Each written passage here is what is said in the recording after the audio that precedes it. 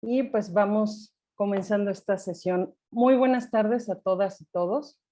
En nombre de la Maestría en Gestión del Aprendizaje en Ambientes Virtuales del Sistema de Universidad Virtual de la Universidad de Guadalajara y la Maestría en Diseño y Gestión de Escenarios Virtuales de Aprendizaje de la Universidad La Salle de Colombia, agradecemos su presencia en esta sesión del ciclo escolar 2022B del Seminario Internacional de Actualización Disciplinar, que se trabaja en el marco del convenio de colaboración vigente entre ambas instituciones.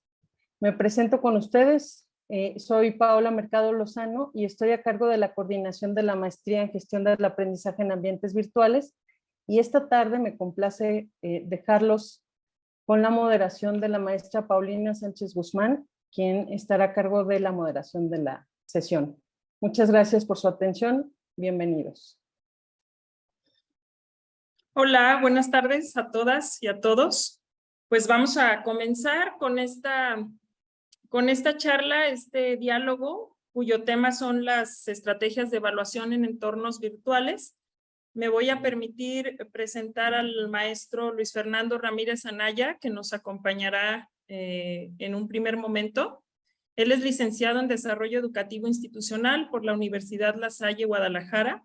Es maestro en Comunicación por la Universidad de Guadalajara y maestro en Psicoterapia por el Instituto Tecnológico y de Estudios Superiores de Occidente. Cuenta con más de 19 años de experiencia en el aprendizaje en ambientes virtuales. Tiene el reconocimiento al perfil PRODEP. Ha publicado sobre el aprendizaje basado en proyectos, mediación, evaluación y colaboración en ambientes virtuales. Fungió como coordinador de la Maestría en Gestión del Aprendizaje en Ambientes Virtuales y de la Maestría en Docencia de la Educación Media Superior, así como coordinador de posgrados en el Sistema de Universidad Virtual. Participa actualmente en el proyecto acerca de la mediación docente para el aprendizaje colaborativo en ambientes virtuales. Forma parte del cuerpo académico Mediación y Colaboración en Ambientes Virtuales. Y bueno, también nos acompañará, espero que se integre pronto, el maestro Juan Carlos Ramírez. Él es diseñador gráfico de la Universidad Los Libertadores en Bogotá, con una doble titulación de maestría y especialización en tecnologías de la información aplicadas a la educación de la Universidad Pedagógica Nacional. Se ha desempeñado durante más de 18 años como diseñador en reconocidas empresas del país. Cuenta con más de 14 años de experiencia en el perfil docente y actualmente se desempeña como tutor de posgrados a nivel de maestría en la Universidad de La Salle y de especialización en las universidades Politécnico, Gracolombiano y Santo Tomás. De igual forma es catedrático de pregrado en las universidades Sergio Arboleda y Fundación Universitaria Compensar, todas ellas en Bogotá. Es experto en tecnologías de la información aplicadas a educación, con profunda experiencia en el área de diseño, producción y evaluación de ambientes y objetos virtuales de aprendizaje, innovación didáctica y pedagogías de la educación virtual, TIC aplicadas a la educación, productos multimedia educativos y diseño de recursos educativos digitales. Bueno, pues la dinámica de la sesión será de la siguiente manera. Los maestros nos harán una intervención con el tema que nos traen propuesto y invitamos a todas y a todos a, después de ese momento, a participar haciendo preguntas, comentarios. Vamos a dar espacio para que puedan pedir la voz, pero también tienen ahí el chat, pueden estar poniendo ahí preguntas, dudas, comentarios que estaré tomando nota yo para poder después tomarlo en cuenta. Entonces, maestro Luis Fernando, adelante, por favor. Bien, muchas gracias por la invitación a participar con ustedes en este seminario. Me parece una excelente oportunidad para reflexionar sobre temas que parecieran acabados, que pareciera que consultar algunos textos o revisar algunas experiencias sería suficiente para acabarlos, pero sin embargo, cada vez tenemos más retos, más elementos a discutir, más que explorar, más que sistematizar. Hay mucha experiencia, mucha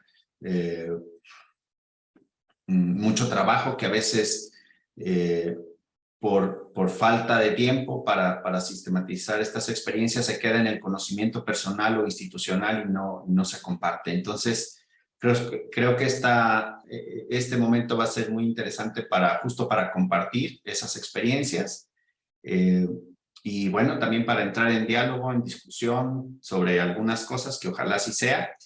Y bueno, pues de ahí que quisiera poner en la mesa algunos elementos para que podamos reflexionar al respecto. Aun cuando el título de experiencias de evaluación, de estrategias de evaluación en ambientes virtuales pareciera como si fuéramos a presentar un catálogo de esas experiencias, a mí me gustaría más bien hacer un planteamiento general de cómo debiese hacerse un replanteamiento de las estrategias de evaluación en ambientes virtuales. Entonces, si me permiten, voy a compartir con ustedes un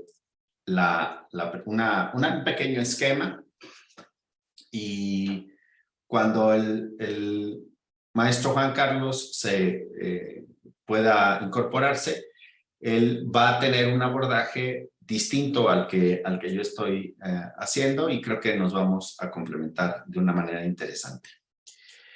Bien, pues aprovecho para compartirles. Este es un sencillo esquema, o sea, quedamos que no sería una cátedra, una ponencia, pero sí creo que de repente contar con un esquema que pudiera ayudarnos como punto de partida sería muy útil. Entonces, la idea es, como les decía, reflexionar sobre este asunto de la evaluación, pero yo quisiera hacerlo desde un ámbito general a cuestiones particulares. Es decir, pensar desde cómo el uso de las tecnologías de la información y la comunicación han trastocado todos los ámbitos de la vida social es un buen punto de partida. O sea, es importante considerar que las interacciones sociales, laborales, profesionales, afectivas e incluso los procesos de aprendizaje pues se han visto trastocados por estas tecnologías. Entonces, creo que entender ese punto de partida es relevante.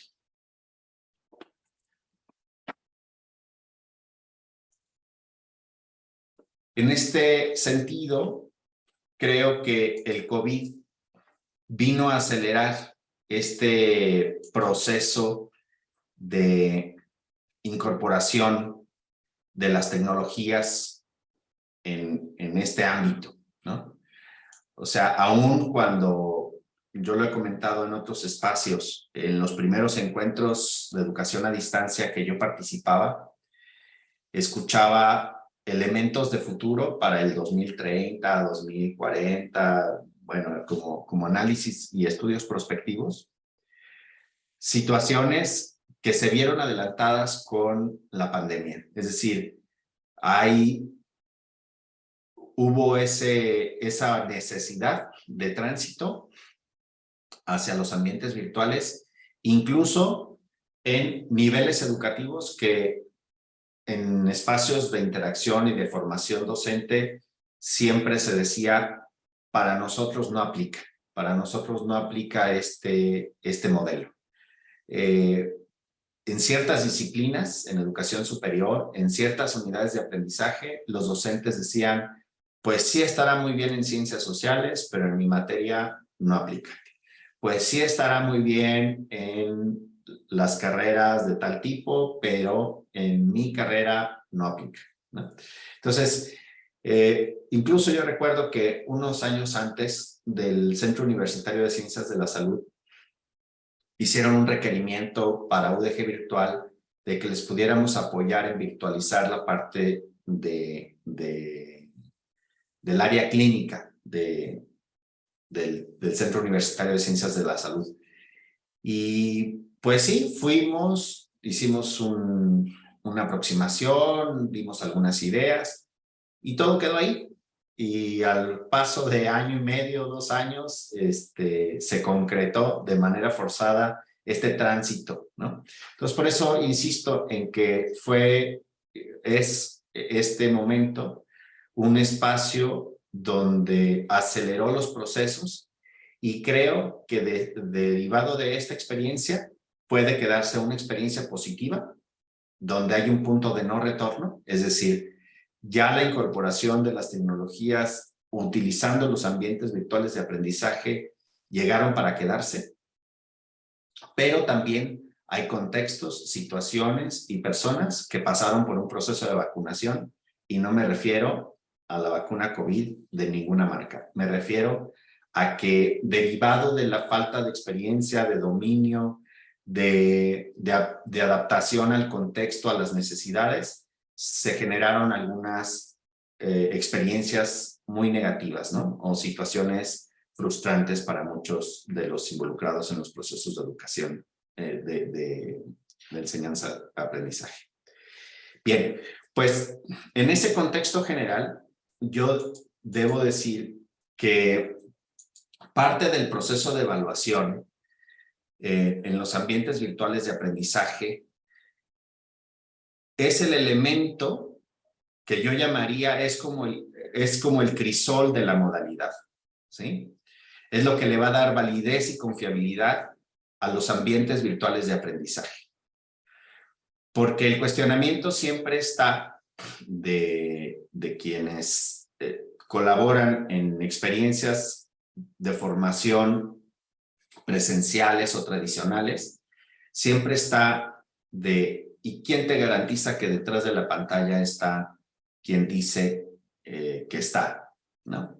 ¿Y quién te garantiza que quien responde o quien envía el documento es el autor del documento? ¿Y quién te dice, no? O sea, siempre el crisol, lo que nos va a dar la confiabilidad del proceso educativo, justo va a ser la evaluación. Y entonces, yo quisiera partir de esta idea para decir cómo la evaluación en el uso de las tecnologías y de las redes sociales ha jugado también un papel interesante y que también va a ir trastocando todos los ámbitos de la vida social. Y tiene que ver con el uso del Big Data, del análisis de datos, de la automatización, de la personalización.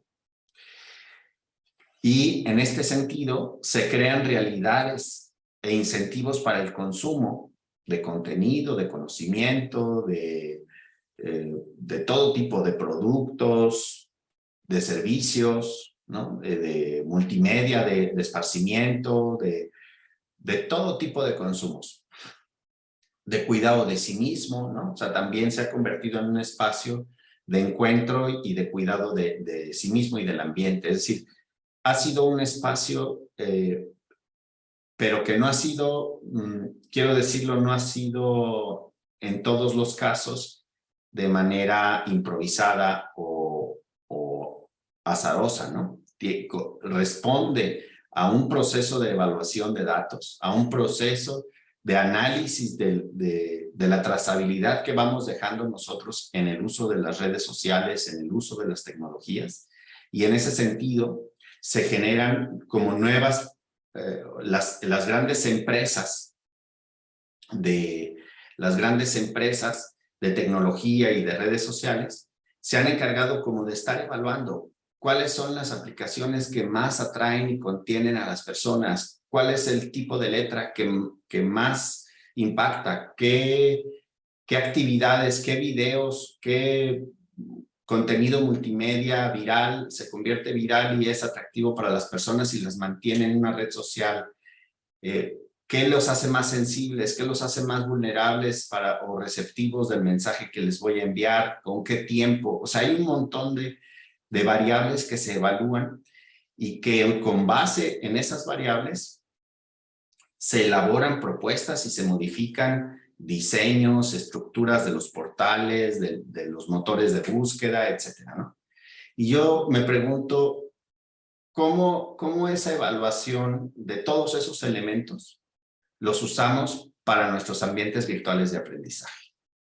Y aquí yo tendría como algunas preguntas que me gustaría plantear para discutir en el momento de intercambio, de cómo podemos llevar a la práctica educativa este tipo de evaluaciones. Cómo se trastocan los procesos de evaluación, cómo se trastocan los contenidos de la evaluación, las evidencias y productos, cómo hacemos para incentivar la permanencia y la efectividad de nuestros diseños y de nuestros ambientes virtuales de aprendizaje.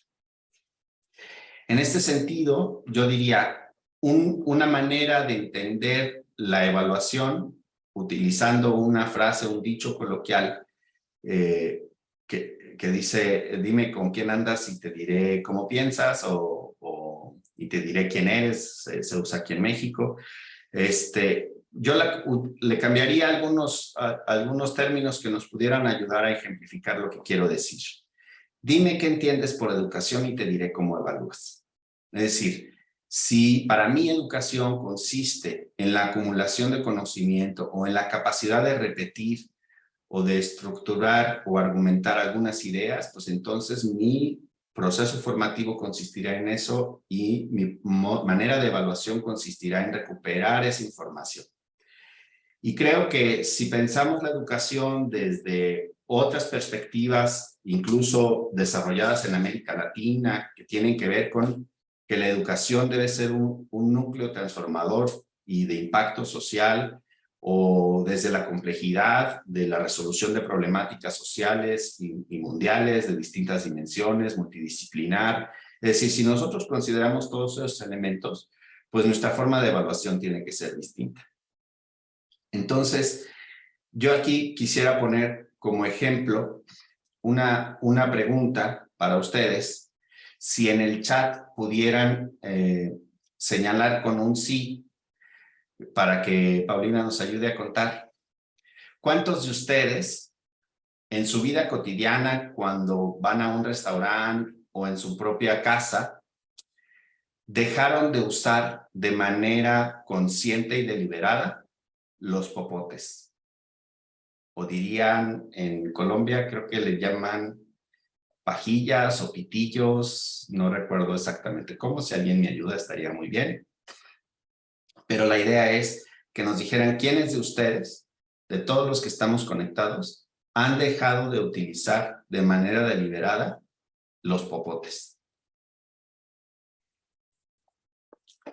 Y mientras nos contestan y mientras nos dan su respuesta, yo les preguntaría a todos ustedes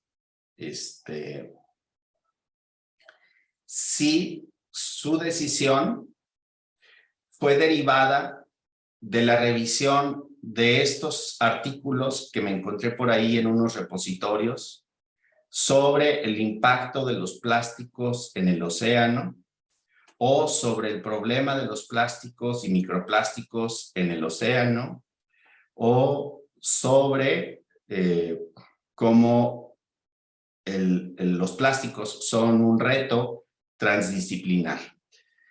Entonces,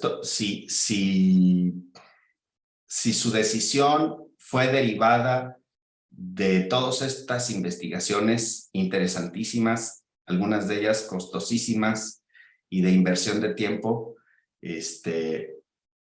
podríamos buscar una respuesta alternativa y les pediría que dijeran en base a documentos para que nos puedan responder si tu decisión fue basada en las investigaciones. En base a investigaciones podría ser la respuesta, ¿no?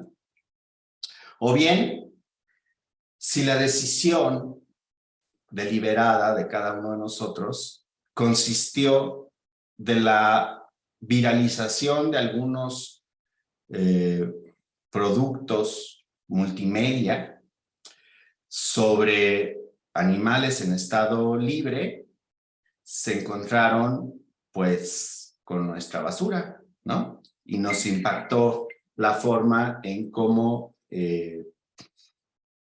cómo está sangrando esta tortuga, cómo se deformó físicamente, etcétera, ¿no? Y pues si nuestra decisión está derivada de este consumo de un video viral, pues les pediría que nos pongan ahí su respuesta con base en video viral. quienes no los hayan visto, no los conozcan, pues es muy fácil poner 2, 3 palabras para encontrar estos videos, ¿verdad? Tortugas y plásticos en el océano, tortugas y plástico, lo que sea. Y nos vamos a dar cuenta que estos videos virales tienen millones y millones de vistas, ¿no? Casi los mismos millones que tienen estos artículos de investigación. Con este ejemplo lo que quiero decir es que si nuestro concepto de educación está pensado en que debe ser un motor de transformación social, un motor para resolución de problemáticas sociales, del entorno y de todas las problemáticas profesionales, yo diría, ¿por qué seguimos centrando nuestra evaluación en productos académicos que no necesariamente responden a ese concepto de manera integral, a ese concepto de transformación social que estamos esperando de todo proceso formativo, llámese licenciatura, pregrado, posgrado, formación continua, etcétera, ¿no? Entonces, seguimos evaluando artículos académicos o seguimos basando nuestra evaluación en contenidos de lee, hace esta lectura y elabora un mapa o reproduce la información en un ensayo o X, ¿no? Cuando debiésemos empezar a pensar, y aquí es donde viene como mi propuesta en términos generales de una estrategia de evaluación que no consiste solo en el diseño de un instrumento o la caracterización de un producto, sino que implica el repensar nuestra manera de entender educación, de repensar los productos que realmente impactan en la sociedad, repensar con las ventajas que nos da el uso de la tecnología y cómo se ha trastocado nuestra dimensión social, pues empezar a crear nuevos productos. Y eso también en términos de calidad. Aquí hay un elemento que quisiera retomar brevemente, creo que me queda ya poco tiempo, pero espero me dé oportunidad. En los procesos de evaluación de calidad en los programas educativos, impresionantemente o por sorpresa para mí, es que cuando entramos a procesos de evaluación de calidad de nuestros programas en UDG Virtual, una de las fuertes debilidades que nos hemos enfrentado en estos procesos de evaluación es la vinculación social. Y yo he reflexionado mucho sobre el asunto porque digo, ¿cómo es posible si todos nuestros programas educativos, todos sin excepción, implican que nuestros estudiantes estén en una constante vínculo con su entorno inmediato, ya sea profesional, social, cultural, político? Es decir, todos nuestros programas tienen esa metodología de aprendizaje y todos están en una constante producción para transformar su entorno. Entonces, pues es que el producto que nos piden para evaluar la calidad es justo que nuestros programas educativos no tienen un documento que se llama convenio, que dice convenio del programa fulanito de tal con el organismo o con la institución de tal nombre, ¿no? Y eso, incluso internamente, ni siquiera es posible, porque los convenios institucionales los firma el rector general. O sea, no es posible generar convenios institucionales desde un programa educativo. Pero independientemente de esas formalidades, es cómo los evaluadores, cuando revisan nuestros programas educativos, no son capaces de ver el impacto que tienen los programas en su entorno, ¿sí? No son capaces de ver cómo un programa educativo como la Maestría en Docencia para la Educación Media Superior le transforma o le ayuda a transformar al docente su entorno en su escuela o en su aula de clase, etc. No es posible, por ejemplo, hay programas incluso que nuestra debilidad es la producción académica. ¿Y por qué es eso una debilidad? Pongo el ejemplo de periodismo digital. La producción académica está medida por la publicación en revistas indexadas, por hacer investigaciones de ese tipo, esos reportes de investigación en ese ámbito. Y en cambio, en nuestra maestría en periodismo digital se generan proyectos de investigación, o en la maestría en transparencia y protección de datos personales, se generan proyectos de intervención que no necesariamente son investigaciones que terminan en una revista. Es decir, hay estudiantes que tienen su portal noticioso o que tienen un blog y que tienen un impacto muchísimo mayor que en una revista, pero eso no cuenta como producción. Una investigación periodística no es productividad académica. Una investigación sobre transparencia y protección de datos personales no es producción académica si no está publicada en una revista. Bueno, y eso lo comento en programas que sí tienen esa posibilidad o esa formación de producir contenido para otros, ¿no?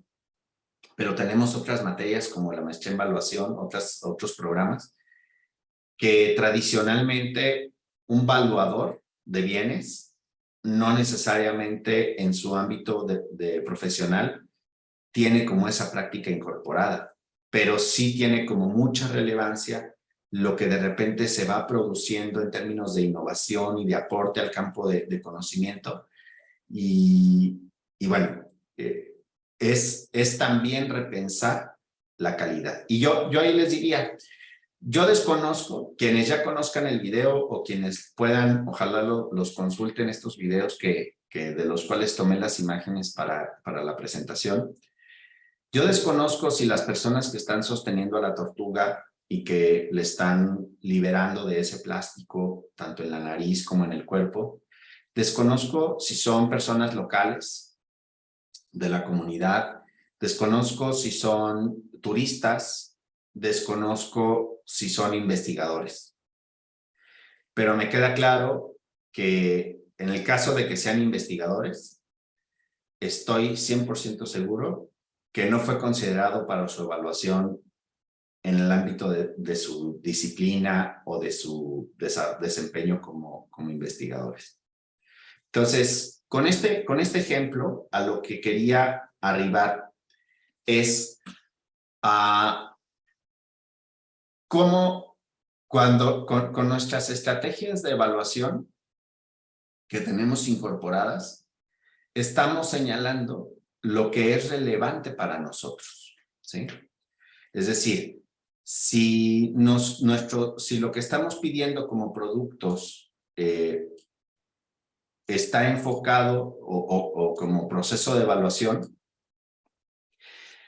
eso dicho de manera inversa, la frase que comentaba hace rato, es decir, en la forma como evalúo, me está diciendo operativamente qué concepto tengo de educación, ¿sí? ¿Cómo entiendo la educación? Y entonces, la evaluación debe trastocar no solamente un instrumento de cómo evalúo con una rúbrica o con una lista de cotejo o cómo evalúo el proceso de inicio a fin, sino que al plantear la evaluación me va a suponer repensar todo el proceso educativo, ¿sí? ¿Qué quiero evaluar? Y entonces para ello, o sea, ¿qué quiero lograr en mis estudiantes o en el ambiente de aprendizaje o en la virtualidad? ¿Qué quiero lograr? Y de ahí tendré que generar el proceso de regreso, ¿sí? Entonces, aprovecho que el maestro no llega y me salté una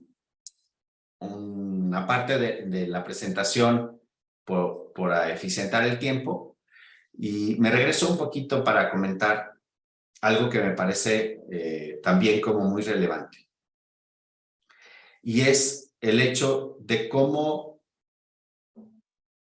la educación, digo, volviendo un poco al planteamiento de Freire, ¿no? De que él utilizaba estos modelos para ejemplificar, aunque en algún momento pues están entrelazados, ¿no?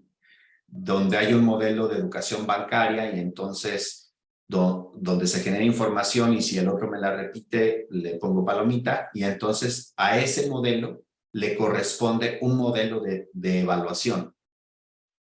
O si está basado en el hacer de, bueno, se trata de que el estudiante logre describir, voy a ponerlo en términos de nuestros propios proyectos, ¿verdad? Debe ser capaz de describir la metodología. Y entonces reviso, sí, me menciona cuál es su objetivo, cuál es su pregunta, cuál es el instrumento, entonces palomita, ¿no? O sea, es capaz de hacer eso. Pero mi evaluación está centrada en el hacer. Y muy pocas veces se piensa como en esta dimensión de impacto, ¿verdad? ¿Qué impacto tiene lo que haga? ¿Sí? Su proyecto. ¿Cuál es el impacto que tiene en su entorno social, en su entorno personal, en su entorno laboral? Y entonces tal vez tendría que empezar a pensar o a considerar otras maneras de medirlo, ¿sí? Otras maneras de evaluar incluso una postura ética, una postura valoral, si mi concepto de educación contempla educación integral. ¿Cómo voy a involucrar estos aspectos que son como más sensibles o con una característica más flexible, que le llaman algunos competencias blandas? Pues bueno, habrá creatividad para hacerlo. Y para este tipo de aspectos, la tecnología nos permite cosas que antes no teníamos, ¿sí? Antes a alguien le entregaban un texto escrito y su capacidad para saber si era plagio o no, pues era su experiencia y a lo mejor su background o el conocimiento, la documentación que tenía de sus trabajos de sus estudiantes anteriores, pero no necesariamente tenía un instrumento, una herramienta que le ayude. Y ahora con las tecnologías existen ese tipo de posibilidades que resuelven el asunto inicial o el planteamiento inicial que yo les comentaba, que es como el crisol de la educación a distancia, que es la evaluación. Es decir, contamos tanto para los procesos de evaluación como para la consideración de productos y de acercamiento a la realidad que antes no teníamos. Es decir, ¿cómo fue posible captar las imágenes de una tortuga en esa condición desde un celular? Que hace 15 años no era posible. Hace 20 años no era posible documentar.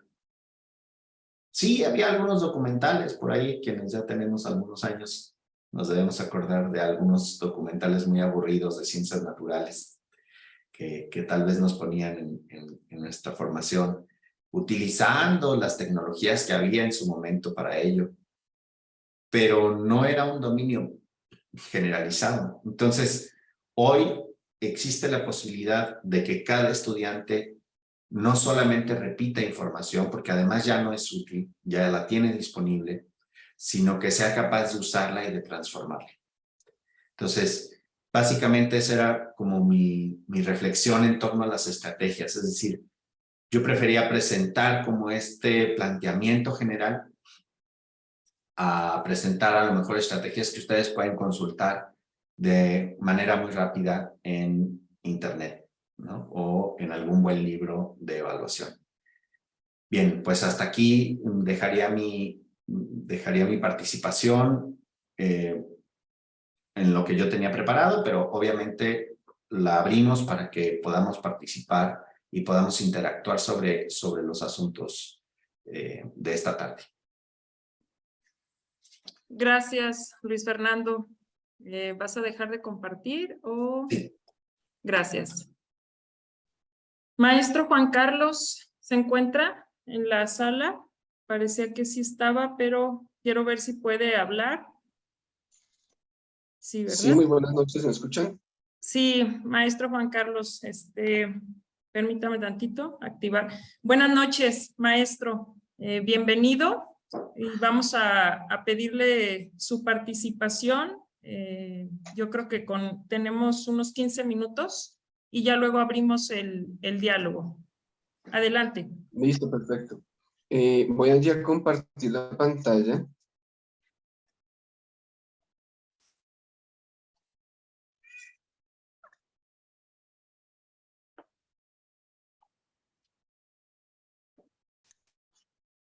¿Me confirman, por favor, si la están viendo?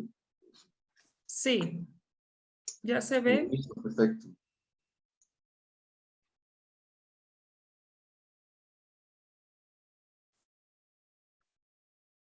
Listo. Bueno, entonces, a todos los asistentes y al profesor Luis Fernando, Paulina Sánchez, muy buenas noches. Vamos a referenciarnos allí básicamente en 4 puntos fundamentales. Debido al tiempo, pues, digamos que vamos a hacer allí la mayor reflexión sintética posible para centrarnos más que en los 3 primeros puntos en el último, en estrategias de evaluación. Y entonces paso a lo siguiente. ¿Qué es allí? Voy a correr un poquito esta ventana acá. No es una fotografía, es un proceso. Es una frase que siempre me ha gustado utilizar con respecto a la evaluación. Y es básicamente porque muchas veces hablamos de que somos constructivistas, de que dejamos atrás ciertas teorías o modelos pedagógicos en la educación y en definitiva nos centramos mucho en lo que es el producto final, ¿cierto? Llámese allí documento, taller, foro, un proyecto, nos centramos mucho en el producto final y se nos olvida que es fundamental evaluar el proceso. Seguramente allí es importante tener en cuenta que hay variaciones, que existen ciertos factores incluso que afectan el resultado final en un determinado momento y no revisamos muchas veces, ¿cierto? Ese tipo de cosas, de factores que inciden directamente en el resultado final. En ese orden de ideas, muchas veces sucede que nos preocupamos más por esa valoración cuantitativa que nos exige la institución en términos generales y seguramente además nos olvidamos de ese proceso en el que es importante acompañar a los estudiantes, bien sea porque sea un proceso individual o que sea un proceso allí de trabajo colaborativo, en donde los estudiantes tienen dificultades muchas veces físicas, económicas, entre otras cosas, y por ello es importante revisar procesos. Hay momentos en los que vemos que en el término, por ejemplo, de un proyecto, equipos de trabajo donde pareciera ser muy prometedor, ¿cierto? Ese resultado final, y vemos que hay una cantidad de dedicación, de esfuerzo, de investigación, si es el caso, de proceso. Y seguramente las expectativas son bastante altas. Con otros proyectos, a diferencia de este tipo de estudiantes, vemos que hay debilidades, que hay por allí tropiezos, que por ahí seguramente incluso el proyecto en sí mismo no tiene las mejores expectativas, no nos ilusionamos tanto con el resultado final y resulta que ese tipo de proyectos a veces termina siendo mucho mejor, ¿cierto? Porque se le hace quizás mayor proceso de acompañamiento y ese proyecto con el cual teníamos muchas expectativas termina por allí no siendo el mejor, ¿cierto? Porque a veces dejamos de lado al estudiante, lo abandonamos en el proceso y nos olvidamos de la importancia de estar allí presentes. La evaluación en el aula debe ser configurada como una herramienta permanente de mejoramiento, donde el tutor hace seguimiento al proceso de aprendizaje del estudiante y retroalimenta cada elemento que lo conforma.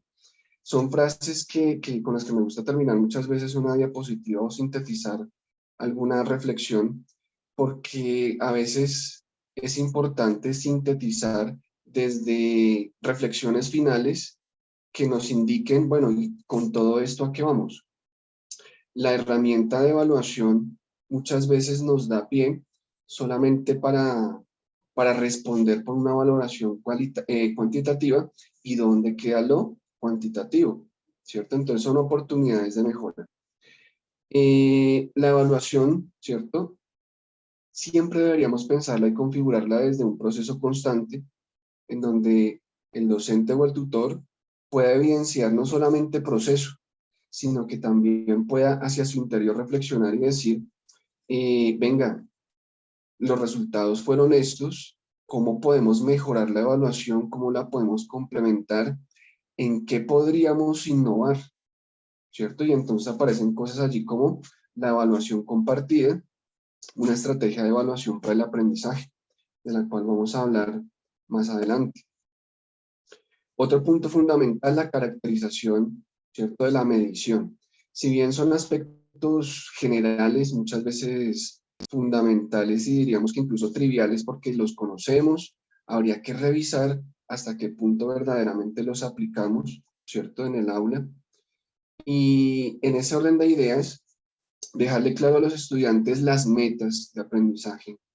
Es también decirles, este es el norte, este es el panorama, ¿cierto?, hacia el cual avanzamos, y seguramente a partir de ello los estudiantes podrán clarificar sus resultados, su proceso y para dónde va cada actividad que se desarrolle. Informar a los estudiantes sobre eso es fundamental, pero también decirles cómo se va a evaluar el proceso. Decirles y motivarles para que bajo esos parámetros, características y estrategias de evaluación, ellos puedan no solo desarrollar competencias con respecto al tema, sino que puedan eventualmente también construir confianza en sí mismos para incluso evaluar a otros estudiantes, como hablábamos hace un momento de la evaluación compartida, y responsabilizarlos de su propio proceso educativo, que es algo fundamental, y más teniendo en cuenta la modalidad educativa en la cual estamos allí sumergidos, que es el B-Learning, ¿cierto?, la evaluación el aprendizaje en línea, y muy seguramente incluso en otros modelos como el B-Learning, en donde también hay un gran porcentaje de proceso autónomo por parte de los estudiantes. Conducir a los estudiantes de alguna manera también hacia la autoevaluación. ¿Cómo hacemos para que esa autoevaluación sea constante y ellos estén revisando todo el tiempo su proceso? No solamente el proceso de los demás, que es también importante con respecto a coevaluación y todo este tema que es bastante amplio y denso de autoevaluación y coevaluación, sino que ellos miren su proceso todo el tiempo y lo vayan evaluando de manera ética, responsable y profesional. Porque es que también hay un aspecto allí cualitativo y cuantitativo en donde muchas veces se incorpora la autoevaluación y la coevaluación y se convierte en algo que es numérico y que el estudiante básicamente dice, me merezco 5 por el proceso y el compañero se merece 5 también.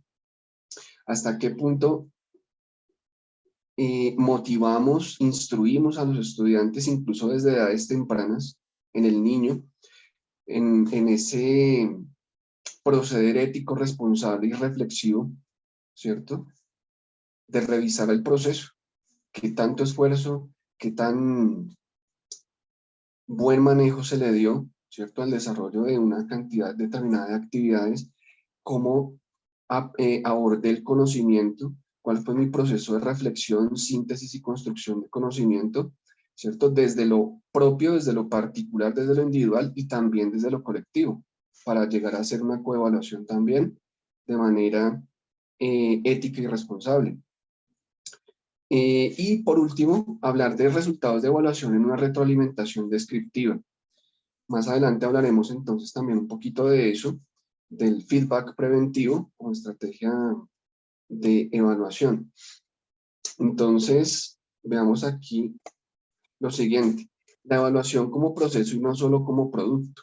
Decíamos, y me adelantaba un poquito en ello, Diferenciar entre instrumentos de evaluación es importante, ¿cierto? Hay muchos instrumentos hoy por hoy de evaluación en ambientes virtuales, pero hay que revisar también más allá de eso, más de la espectacularidad que puede ofrecer la herramienta desde lo tecnológico, desde el impacto visual, desde la cantidad de cosas que se podrían llegar a hacer, si es pertinente una determinada herramienta para la competencia o competencias que se quieren o que se pretenden, ¿cierto? Dentro del estudiante.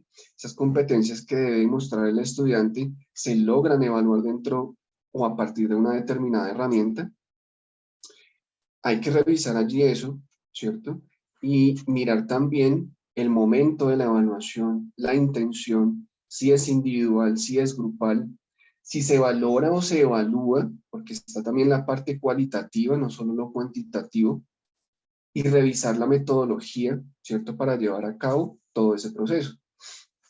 Entonces, no me voy a detener mucho allí, pero pues de conocimiento de ustedes allí es tener en cuenta que existe la evaluación diagnóstica, la formativa y la sumativa, pero, ¿cierto? No todos son números.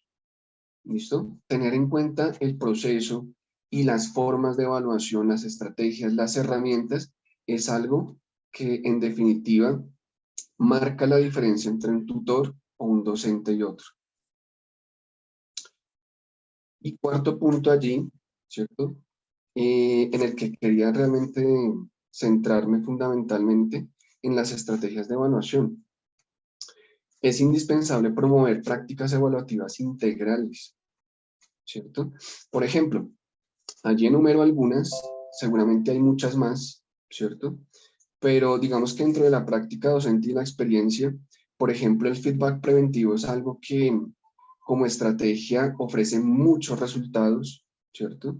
Desde la experiencia, uno puede hablar con un grupo de estudiantes de que hay una actividad para elaborar un documento, para desarrollar un proyecto, cualquier tipo de actividad, y lo interesante en un momento dado es ver los resultados cuando a los estudiantes, ¿cierto? Se les ofrece una retroalimentación preventiva, ¿cierto? No ya cuando el producto está terminado y se le dijo si le quedó bien o mal, ¿cierto? O qué tan buenos fueron ciertos procesos y qué tan mal les fue en otros, sino que en un momento dado podamos decirle, mire, bajo la experiencia de grupos anteriores, los resultados han sido estos, revisemos, por ejemplo, este proyecto y miremos todos los aportes, todas las falencias en un momento dado y todas las fortalezas, ¿cierto? Los resultados, y bajo esa perspectiva de revisar 2, 3, 5 proyectos o documentos o talleres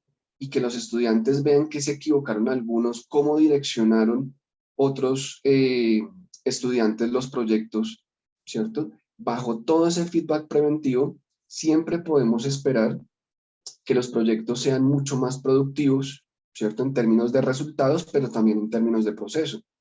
Y los estudiantes ven las falencias, debilidades de trabajos anteriores, ¿cierto? Y ya no incurren en los mismos fallos. Ya seguramente aprenden incluso sin haber iniciado la actividad. Ya existe allí aprendizaje. Entonces, en definitiva, el resultado y el proceso se potencializa considerablemente cuando se hace feedback preventivo. Y no es solamente hablar de pronto de algunos contextos o matices, sino mostrar documentos, mostrar proyectos y ahondar en todo eso que otros estudiantes anteriores ya hicieron. Otra estrategia que resulta interesante allí es la evaluación compartida. Cualitativa o cuantitativa. Las dos seguramente tendrán que estar en algún momento, ¿cierto? Pero lo cualitativo es bien interesante porque si, por ejemplo, hay estudiantes que en un determinado caso tienen que hacer o desarrollar una infografía con respecto a una temática en particular, y seguramente en el común, ¿cierto?, de la retroalimentación está el ir y evaluarle, por ejemplo, a través de una rúbrica que vamos a revisar más adelante, o simplemente decirle su nota es esta y tiene estos aspectos positivos, por allá cosas por mejorar estas otras, ¿cierto? pero sería interesante en un momento dado y de hecho es interesante porque desde la experiencia se ha practicado muchas veces, que los mismos estudiantes, ¿cierto? Puedan, incluso a través de una herramienta TIC, un Jamboard, por ejemplo, decir, vamos a revisar las infografías de todos, ¿cierto? Y más allá de lo que el tutor pueda en un momento dado, o docente, retroalimentarle a cada equipo de trabajo o estudiante, si es individual, sobre esa infografía, qué opiniones o qué sugerencias, ¿cierto?, pueden existir de parte de los otros equipos de trabajo. Cuando ellos toman allí, por ejemplo, les decía hace un momento en un Jamboard, se publican todas las infografías y ponemos equipos de trabajo. Usted evalúa aquí a este otro equipo y lo hacemos los 6 o 8 equipos de trabajo, unos escuchando a los otros cuando evalúan, ¿cierto?, al otro equipo. Y estas son las debilidades, estas son las fortalezas. Nosotros lo hubiéramos resuelto de esta otra forma o les aportamos esto y lo otro. Y uno como docente incluso termina aprendiendo que no nos las sabemos todas y que seguramente en una retroalimentación cualitativa y seguramente cuantitativa estamos dejando de decir cosas. Estamos por allí restringiendo un poco y hasta cierto punto toda la potencia del aprendizaje que podría existir, ¿cierto? Porque hay otras personas, los mismos compañeros, los mismos estudiantes, que tienen otras experiencias, otros conocimientos y también pueden aportar. Y son cosas que a veces o no se nos ocurren, o como decía hace un momento, no lo sabemos todas, y por ahí resulta un tanto sesgado, ¿cierto?, el proceso de aprendizaje de un equipo de trabajo de unos estudiantes. Se hace mucho más enriquecedor el proceso. Otra estrategia, el Game Learning, ¿cierto? Y el B-Learning, no con B, sino con V, en donde hemos encontrado que hay cualquier cantidad de personas investigando sobre cómo implementar el juego en educación y se viene viendo desde hace mucho tiempo, incluso en edades tempranas, ¿cierto? En donde, por ejemplo, hay profesores que he tenido casos allí con proyectos en donde dicen, tengo estudiantes de segundo de primaria que yo les oriento programación básica. Y es complicado que entiendan esto, que entiendan lo otro, que por allá, por ejemplo, jueguen con variables y luego de aprender esos conceptos básicos de variables, cómo mezclo, ¿cierto?, ciertas combinaciones de variables o de instrucciones, ¿cierto? Y con el juego, ¿cierto? Seguramente aprenden de manera más sencilla, más autodidacta, ¿cierto?, en un momento dado. Y de alguna manera también, ¿cierto?, el docente encuentra nuevas formas, ¿cierto?, nuevas estrategias de enseñanza-aprendizaje a través del video. Muchas veces no se utiliza la potencia del video, que tiene todo un manejo comunicativo desde la imagen y desde el mismo audio, que no es lo mismo que un documento, porque están allí los famosos estilos de aprendizaje, ¿cierto?, en donde todos aprenden o aprendemos de formas diferentes, pero no es simplemente colocar un video allí, ¿cierto? Vean este video, ¿cierto? Y después contesten allí un test, por ejemplo, sino es mirar ese video en un momento dado con ellos o construir a través de aplicaciones que tienen esas posibilidades dentro del mismo video, en ciertos segmentos o puntos, establecer preguntas que los motiven a indagar sobre otros aspectos, a esclarecer conceptos, en fin. Las rúbricas como instrumento, pero con evaluación descriptiva, porque a veces las rúbricas, cuando son muy generales, sí tienen allí una conceptualización o una contextualización, mejor, de los criterios que se van a evaluar y al estudiante le queda más clara la evaluación. Pero cuando son muy básicas o generales, también el estudiante queda por allí haciéndose ciertas preguntas o cuestionamientos. Y es, listo, yo fallé en este concepto o en esta competencia, pero con claridad y exactitud en qué fallé. Entonces allí cuando se hace importante también de pronto adjuntar un documento, por ejemplo, o hacer un video o construir un audio y hacer una evaluación descriptiva complementaria. Diversidad de herramientas TIC como estrategia de apoyo al proceso evaluativo. Entonces hay muchísimas herramientas, hay cientos, tal vez miles de herramientas. Y les muestro aquí de pronto algunas de ellas. Voy aquí a compartir este navegador. A ver si lo logramos. Maestro, aprovecho este espacio que va a compartir nada más para pedirle si cerramos en 5 minutitos. Listo, perfecto, muchas gracias. A usted. Aquí, por ejemplo.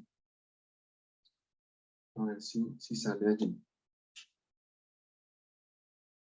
Simbaloo es una herramienta que nos permite almacenar allí una cantidad de herramientas, ¿cierto? En donde podemos hacer que los estudiantes construyan video con todas estas aplicaciones, Powtoon, Beyond, Animaker, aplicaciones que les permiten hacer infografías, que les permiten hacer mapas mentales, o un Padlet, en un Padlet donde pueden publicar todo un proyecto, paso a paso, documentos, videos, en fin. Hay cantidades de herramientas allí para hacer cualquier cantidad de productos en términos de trabajos, pero como les decía, lo importante al fin y al cabo es revisar cuál es la intencionalidad y cuáles son los resultados. También está la evaluación en línea.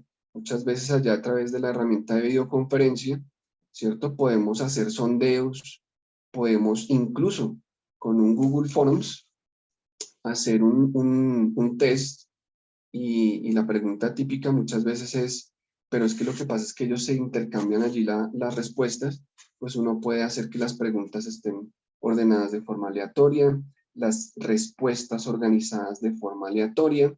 Se puede incluso colocarle un temporizador al Forms de Google, que hay aplicaciones complementarias, pero herramientas hay muchas. Y ya para finalizar, ¿cierto? Entonces diría lo siguiente. Estrategias de evaluación. ¿Cuál propones de acuerdo a tu conocimiento y experiencia? Y cuando propongas una, diría, ¿y qué otra? Y cuando propongas otra, allí profe, tutor o docente en ambientes virtuales, ¿ya estaría todo dicho? ¿O habría más por indagar, construir e implementar en términos de estrategias de evaluación?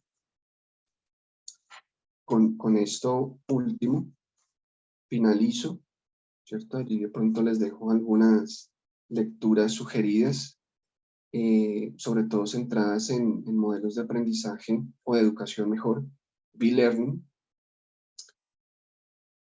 Muchísimas gracias. Muchísimas gracias por el tiempo y por el espacio. Muchas gracias a usted, maestro Juan Carlos. Bueno, entonces ahora abrimos un breve espacio por si alguien de los presentes quiere hacer una pregunta, algún comentario. No hubo preguntas en el chat. Bueno, ahorita está apareciendo una. Y hay una manita levantada. Ahorita les doy la palabra. En el chat comenta Cristina que las metodologías activas nos invitan a implementar estrategias de evaluación distintas a las tradicionales. ¿Cómo involucrar a los estudiantes en estas estrategias? ¿Gustan responder, Luis Fernando o Juan Carlos? Y ahorita les doy la participación a los demás. Sí, creo que es una pregunta muy interesante, centrada en el estudiante, y yo diría, la podemos ampliar a la cuestión institucional.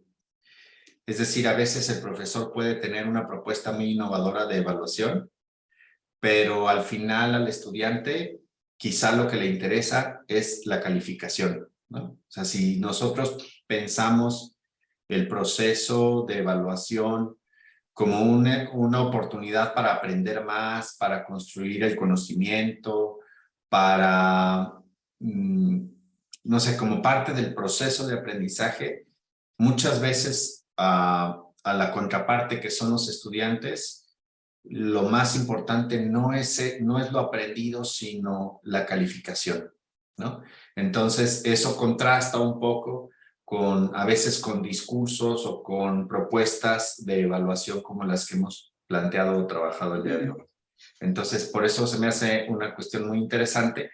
Y digo, así como mencionas a los estudiantes, podríamos involucrar a los otros actores, es decir, al final del día, también a las instituciones o a los organismos, lo que les importa no necesariamente es la capacidad que tenemos de llevar un proceso de evaluación integral y como parte del proceso de aprendizaje, sino la cuestión de la calificación o la formalización de esos aspectos. Entonces, claro que es un reto y tiene implicaciones de innovación que requieren un cambio en la cultura de las prácticas educativas. Gracias por tu pregunta. Gracias, Luis. Maestro Juan Carlos, un favor. ¿Podría dejar de compartir para poder ver a todos los participantes? Porque se me perdieron las participaciones.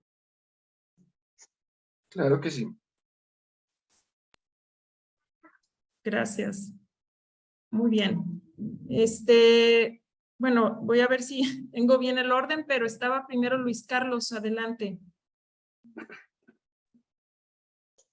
Muchas gracias, cordial saludo todo para todos ustedes y para los maestros por abordar tan pertinente tema. Es un tema de transformación que va cambiando día a día, ¿no? Es importante tener la premisa que los docentes debemos primero aprender a dominar todo el tema de estas herramientas evaluativas tecnológicas y ya conociendo su función, su fundamento, aplicar así las estrategias evaluativas que podamos construir nosotros con el colectivo del trabajo y como lo decía el profe Juan Carlos, con los mismos estudiantes. Se puede dialogar con ellos para mirar cómo queremos llegar a buscar el objetivo trazado al inicio, donde todos vamos entendiendo hacia dónde vamos y caminamos. Es importante también destacar que cada estudiante aprende a diferentes ritmos, no todos los ritmos de aprendizaje son iguales. Entonces, ¿eso a qué nos convoca? Pues establecer varias formas de evaluación.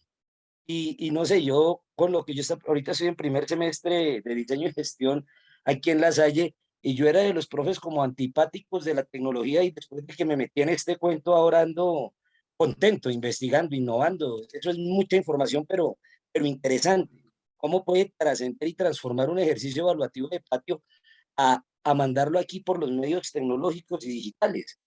Y la evaluación, creo yo, no sé, de pronto estoy equivocado y para eso estamos para aprender. Acorde a cada estilo de aprendizaje, asimismo podría ser la evaluación del muchacho, de la forma que aprende, de esa misma forma podría evaluarse. No sé hasta dónde haya algunas restricciones. Por ejemplo, si yo soy del estilo de aprendizaje según Fleming, trayendo unos muchachos aquí a la corte visual, la evaluación podría ser de la misma forma. No sé si habría diferencias si yo la aplico a alguien que aprende por el estilo de aprendizaje visual, decirle no, me voy a ir por un auditivo, a ver si los resultados fueran los mismos o no. Pero esa es como la pregunta, profes. Muchas gracias, muy amables. Gracias, Luis. Adelante, Richard, luego sigue Loinet y luego Germán. Muchas gracias, buenas noches para todos. Nuevamente reitero mi felicitación y agradecimiento a las universidades por este espacio. Me parece que es fundamental, sobre todo para nuestro proceso de formación como docentes, poder compartir reflexiones como estas, las del día de hoy, que enriquecen mucho nuestra tarea, nuestro trabajo. Entonces, agradecerle a los dos maestros que curiosamente son Ramírez, creo que no son hermanos, pero se apellidan igual. Primos, bueno. Entonces, agradecerles de verdad por su presentación y exposición y particularmente el profe Luis Fernando, y discúlpeme que le diga mi profe, pero bueno, para todos me parece que que profe tiene un sentido mucho más cercano y por eso lo estoy diciendo. Entonces, me hiciste acordar mucho de las reflexiones que tiene, pues porque en la red las personas se vuelven también inmortales. Santos Guerra, Miguel Ángel Santos Guerra. Escucharlo a él hablar sobre evaluación, incluso antes de la pandemia, incluso antes de la incursión de las nuevas tecnologías, me parece que es un referente importantísimo sobre ese tema, y él decía algo como tú lo expresaste, y él siempre lo manifestaba en sus conferencias, y es: dime cómo evalúas y te diré qué tipo de maestro eres tú. Eso para la clase tradicional, ¿no? Porque él hablaba, pues, digamos que se incurrió al final de un poco con las nuevas tecnologías, pero su discurso básicamente era del aula tradicional y de la clase, pues, que estábamos como la conocíamos incluso antes de la pandemia. Entonces, si ya era problemática la evaluación, ahora con las nuevas tecnologías, pues sí, es un reto mayor, ¿no? Y lo mencionaron mucho ambos, lo mismo Juan Carlos, cuando hablaban bueno, el tema de la confianza en las nuevas tecnologías, el tema de cómo hago yo para verificar si en efecto quien me contesta, quien es mi interlocutor, es o no es quien hizo el aprendizaje. En mi proyecto de grado, que habla sobre la formación docente en estas tecnologías, yo tengo la responsabilidad, no sé si la fortuna, pero la responsabilidad sí, de orientar y guiar un colegio con 100 maestros, más de 2.000 estudiantes. Me he propuesto como formarlos a ellos en cómo articular esas nuevas tecnologías, y algo que me he dado cuenta que hay como mucha falencia es en el tema de soltar el rol que teníamos de maestro y entregarle esa gran responsabilidad, o una gran responsabilidad a la autogestión del conocimiento de los estudiantes. Es difícil, pero él no va a aprender igual, él se va a brincar los pasos, va a hacer trampa, entonces no. Sí, han sido como algunas reflexiones que he podido recoger, y sentí también que hay mucha desconfianza en ese tema, y bien lo tocó el profe Juan Carlos. Y yo creo que las reflexiones que se han hecho deberían, o siento que deben apuntar hacia ese despojarse de ese rol antiguo y asumir el nuevo que yo voy a acompañar, y también entregar responsabilidades. Es decir, nuestros muchachos deben asumir esa autogestión del conocimiento, de tal manera que se vuelvan responsables de lo que hacen, de lo que aprenden, y también cuando se evalúan tengan esa conciencia de saber hasta cuánto he llegado y poder decir: tengo 5, tengo 7, tengo 9, bueno, como se haya determinado en esa escala. Y obviamente el apoyo de las tecnologías que yo me ponía a pensar, es decir, es necesario hacer una evaluación muy juiciosa de cada uno y de pronto descriptiva. Y yo decía: uy, mis maestros tienen cada uno 35 estudiantes en el aula y de pronto tienen 6, 7 cursos, eso se ha multiplicado.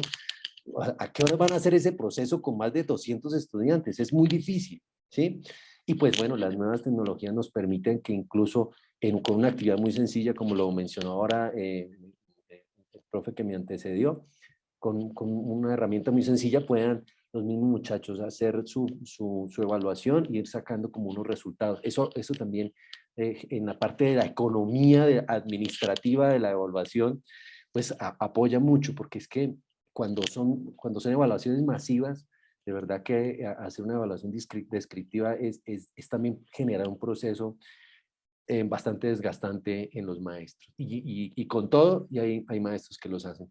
Nuevamente, pues, esos son mis comentarios sobre el tema de la autogestión del conocimiento y el cambio de rol, y pues agradecer este espacio a las dos universidades y a los maestros que tan magistralmente han presentado este tema que me parece a mí que, o para mí, es fascinante y siempre me va a generar nuevas reflexiones y nuevas discusiones en torno a él. Muchas gracias, de verdad. Gracias, Richard.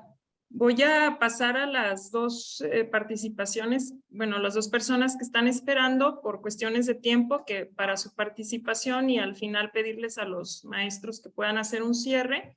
Mientras aprovecho para comentarle al maestro Juan Carlos que en el chat le pregunta que qué softwares recomienda para realizar trabajos de gamificación y para la evaluación. Si gusta contestarlo en el chat y si no, al rato en el cierre también podremos hacer esa recomendación. Para darle la palabra ahorita, por favor, a Loinet y luego a Germán, que han estado esperando. Adelante. Muy buenas noches, muchas gracias. También uniéndome a las palabras de los docentes que me precedieron, muy importante el tema. Hacía yo dos reflexiones. La primera es la responsabilidad que tenemos con nuestro propio aprendizaje. El hecho de que a nosotros en el mundo, no sé en qué momento nos enseñaron que tenían que ponernos las cosas en la boca y la facilidad que da la tecnología para que nosotros tengamos acceso a tanta información, pero nosotros no la procesamos. Entonces, y muchas de nuestros aprendices, muchos de nuestros estudiantes están infoxicados, están llenos de demasiada cosa, pero realmente nosotros no tenemos conciencia, no tenemos un propio filtro. Y creo que uno de los procesos más importantes que deberíamos lograr, incluso como humanidad, es el podernos evaluar, el tener eso que mencionaba el profe Juan Carlos con respecto a la evaluación como retroactiva, ¿sí? Como preventiva, decía. Pero también en los procesos que hemos llevado como humanidad. Si nosotros hiciéramos eso, nos repetiríamos todas las historias y las catástrofes que nos repetimos cada rato y que vivimos cayendo una y otra vez en los mismos círculos porque nosotros no somos conscientes que el proceso de evaluación es algo personal y que de ahí nosotros fluimos hacia el mundo. Esa sería la primera reflexión y pues muy agradada de coincidir con los docentes. Y la siguiente es más bien como un cuestionamiento con respecto a las evaluaciones estandarizadas. Nosotros, por ejemplo, aquí en Colombia tenemos unas pruebas que miden a nuestros profesionales, incluso unas pruebas que miden a nuestros estudiantes cuando están en grado 11, pero que realmente no les evalúan lo que deberían evaluarles. Y yo sé que pues eso ha sido un proceso de años y que muchos han trabajado a favor de eso, pero las pruebas estandarizadas sí sirven. O sea, de verdad, a menos que respondamos a la pregunta que nos hacía el docente Luis Fernando, el profe, con respecto al concepto que tenemos como países con respecto a lo que es la educación. Ahora, es muy triste uno estar bajo gobiernos o bajo circunstancias en las que no quieren que nosotros seamos preparados. Y por eso pues se frena también eso, porque la evaluación debería ser un agente de cambio, ¿cierto? Debería generar ese cambio, debería motivarnos a cambiar, pero si hay algo que no lo ha permitido durante muchos años, deberíamos evaluar quiénes son los enemigos de la evaluación real y de los propósitos que ésta tiene. Entonces, pruebas estandarizadas, ¿sirven? Mis profes, muchas gracias. Buenas noches. Gracias, Loinet. Y por último, doy la palabra a Germán. Adelante, Germán.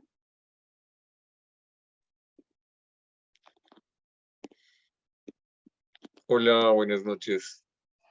En varias ocasiones, en el conversatorio post-ponencia, ha surgido el cuestionamiento acerca de las tendencias tecnológicas dadas en las redes sociales. Y precisamente hoy, específicamente, luego de la mención de impacto de la información y la rigurosidad académica, vemos que por encima del contenido en educación estamos en una lucha, y es en una lucha por la atención del estudiante, o probablemente visto desde las redes sociales del usuario. Y de hecho, el usuario es un tema noble para llamarnos, porque pues desde diferentes tendencias vemos que somos más bien un producto de venta en el mercado, pues dado como consecuencia o sustentado en el tiempo de distancia en las redes sociales.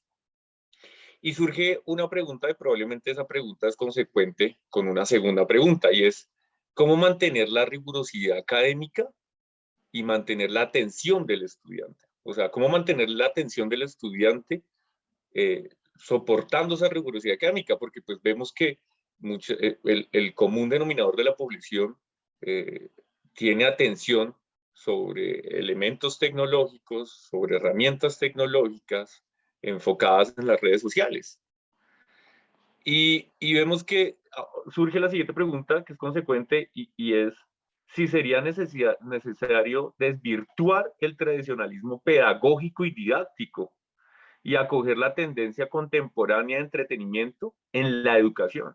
O sea, asumir esas dinámicas de entretenimiento que se utilizan en las redes sociales para captar la atención del estudiante en los procesos educativos. Muchas gracias. Gracias, Germán. Bueno, antes de pedirles un cierre a los maestros Luis Fernando y Juan Carlos, quisiera retomar algunos comentarios que pusieron en el chat, que pues si las quieren considerar también para su cierre, que les voy a pedir sea muy breve, 3 minutos cada uno. Nos comentan que pues que al final la calificación muchas veces depende de las expectativas que el maestro tiene del tema a desarrollar, que es algo que también ya mencionaban los maestros. Y luego Luisa nos comenta que pues los aprendizajes son sobre todo individuales y que ella cree que se hace necesario también evaluar la evaluación, o sea, evaluar el mismo proceso de evaluación para revisar si realmente se está cumpliendo el cometido. Y hay un comentario finalmente de Cristian que dice que está realizando un proyecto de investigación y él la duda que tiene es, él dice que el pasar mucho tiempo en la tecnología implica también inactividad física y esto limita la actividad social y su duda es si esto podría afectar el aprendizaje de manera virtual.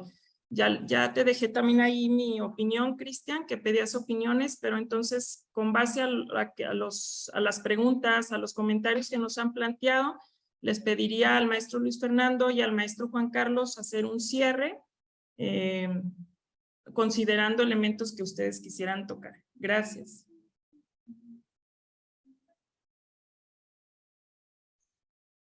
Quien guste primero.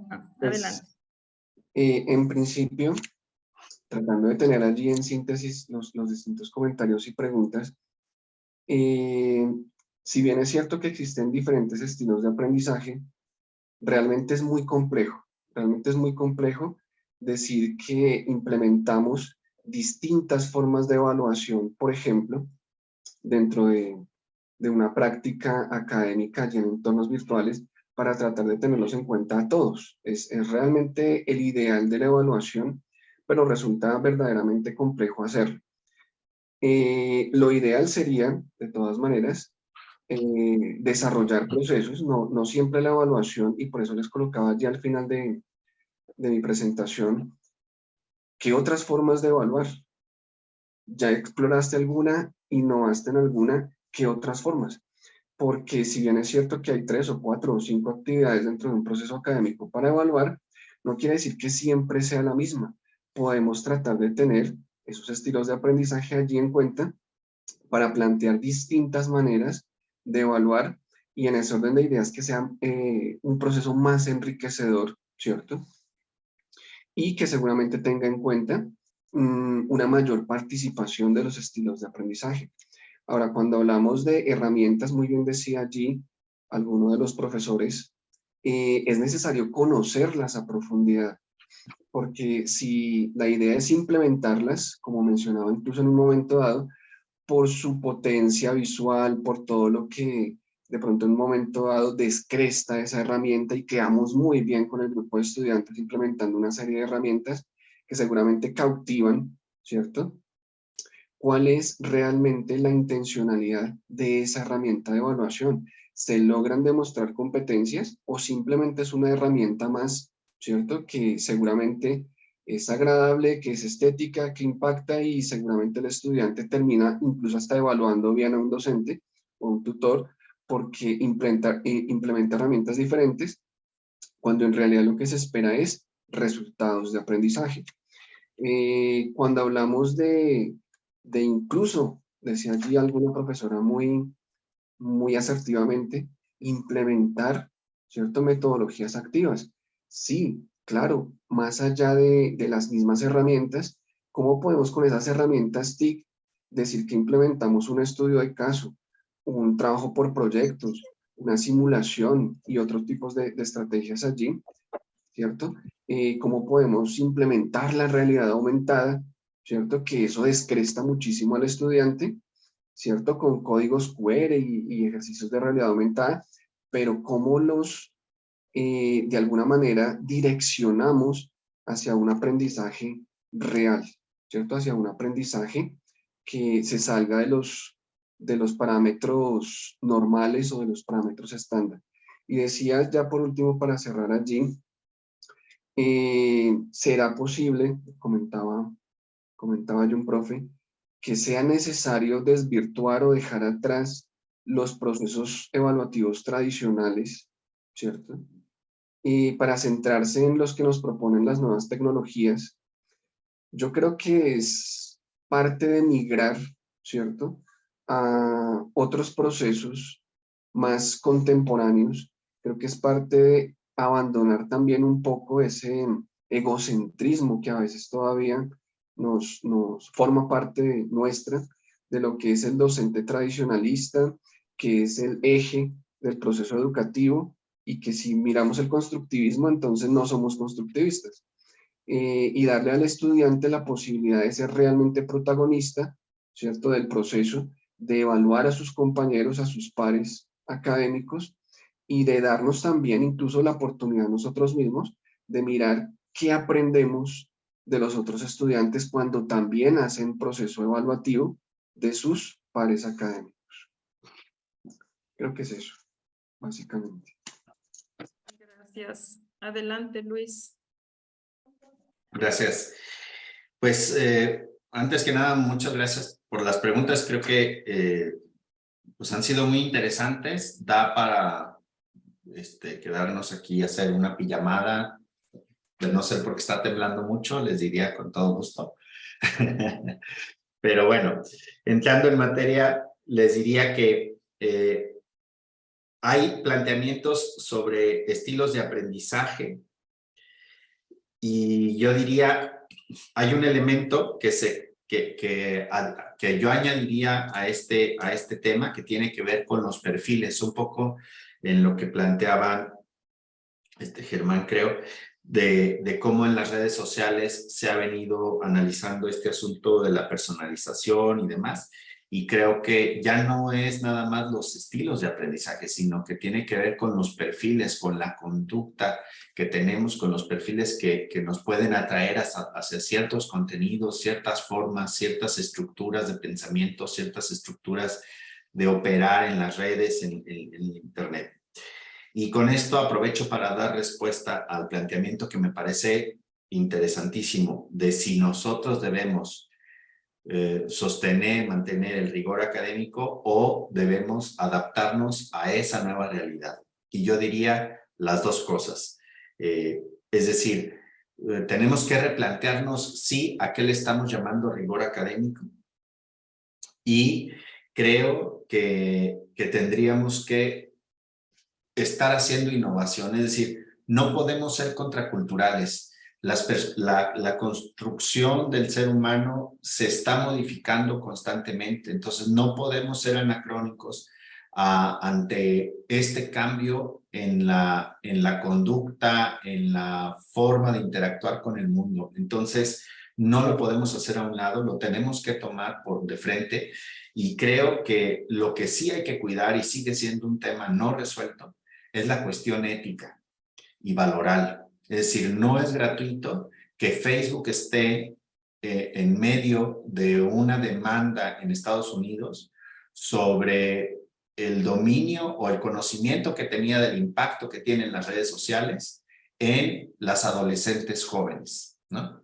Entonces, ahí hay un componente ético que no se discute. Con el afán obsesivo de mantener la atención, se permitió avanzar en detrimento de los jóvenes, ¿no? Y yo diría en relación también a los videojuegos y al planteamiento que hacen también sobre, en la pregunta escrita, si la motricidad o la movilidad física, qué impacto tiene el que no exista en el proceso.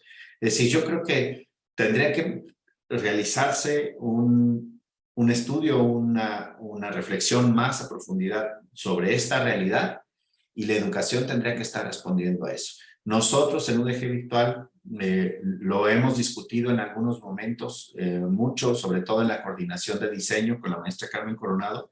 Ha planteado el asunto de cómo vamos a renunciar a que las personas, los estudiantes, lean, piensen, reflexionen, produzcan textos académicos, versus atomizarles el conocimiento en videos de 2 minutos, que no lean, que solamente les demos infografías, que solamente produzcan audio y video y que no escriban. Bueno, son planteamientos que tenemos que estar como muy atentos, muy en la discusión de cómo lo enfrentamos, cómo resolvemos ese asunto. Porque por un lado, como decía, ya es una incorporación cultural, ya es parte de la vida cotidiana de los estudiantes, y a eso tenemos que dar respuesta. Aprovecho para dar respuesta también al asunto de las pruebas estandarizadas. Las pruebas estandarizadas sirven, yo diría en un juego de palabras, sirven para lo que sirven y no sirven para lo que no sirven. Es decir, la pregunta, y aquí es lo que sería importante considerar, es ¿qué hago con esa información? ¿No? ¿Cómo entiendo o cómo contextualizo esa información que se genera a partir de pruebas estandarizadas? Si esa prueba estandarizada lo que me permite es generar políticas públicas o políticas institucionales para fortalecer los procesos o acortar las brechas que existen en los distintos perfiles que hay de personas, yo diría, bueno, tiene un valor esa prueba.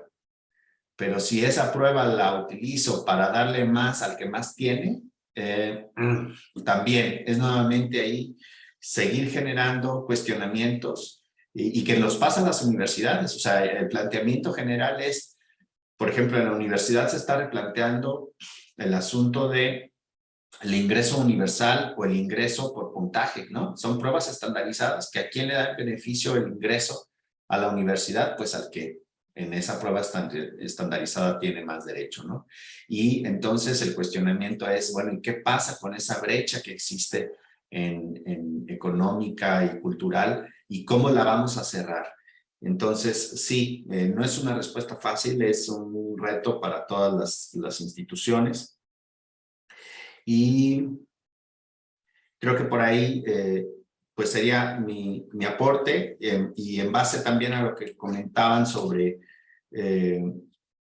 la autogestión, que cómo el docente tiene el control sobre en el campo de la evaluación, y planteaban un reto de cómo el docente con 35 estudiantes, con 70 en algunos casos en la universidad, puede llegar a innovar y a tener una rúbrica o aplicar una evaluación más a profundidad sobre ciertas cosas. Y yo digo, ahí lo que toca es recurrir a la innovación y a la creatividad. Es decir, a la coevaluación, a la autoevaluación, y que creo que quienes hayan tomado algún curso autogestivo, algún curso en línea autogestivo, se podrá dar cuenta cómo hay algunos cursos que realmente son satisfactorios, a pesar de que no existe una nota o una calificación externa, pero existen instrumentos que me permiten darme cuenta de qué aprendí, cómo entendí las cosas, en caso de error, volver a aprender, volver a ejercitar. etcétera, ¿no? Entonces yo creo que sí, en todas sus preguntas son muy interesantes y creo que daría para continuar el seminario hasta el 2025. Gracias. Bueno, pues muchas gracias. Primero agradecerles a los maestros Luis Fernando y Juan Carlos por su participación con nosotros esta tarde-noche. También agradecer a todos los asistentes que estuvieron participativos, escuchando, proponiendo.